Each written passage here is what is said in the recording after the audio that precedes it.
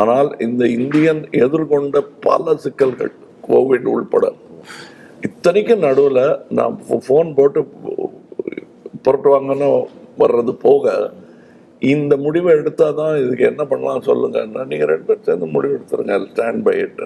Stand by இட்டுங்கிறது வந்து வெறும் செக்கை எழுதி போடுறது இல்லை, அதற்கான பலன்களை அனுபவிக்கிறதுக்கு. எங்கள் பொலிவியாவா ஓகே, அது என்ன எத்தனை அது கேட்க மாட்டார், நல்லா வரும்ல அப்படின்னு. ஃபோட்டோ பார்த்தது இது மாதிரி இன்னும் வேறு ஏதாவது இருக்கா நம்ம படத்துலன்னு கேட்குற அந்த உற்சாகம் வந்து பணத்தை விட முக்கியமான ஒரு விஷயம். நாங்கள் இந்த நேரத்தில் ஏஎம் ரத்னம் அவர்களை பற்றி பேசாமல் இருக்க முடியாது. ஏஎம் ரத்னம்ங்கிறவர் வந்து படம் எடுக்கும்போது ஒவ்வொரு ரூபாயும் எண்ணி பார்த்து தான் செலவு பண்ணோம். அப்போ நான் முதல்ல பிரசாத் ஸ்டுடியோவில் உட்காந்துட்டு, சார் மேக்கப்பு இதெல்லாம் வேண்டாம் சார், நானே மேக்கப் மேன் அப்படின்னு தான் ஆரம்பித்தார் அவர்.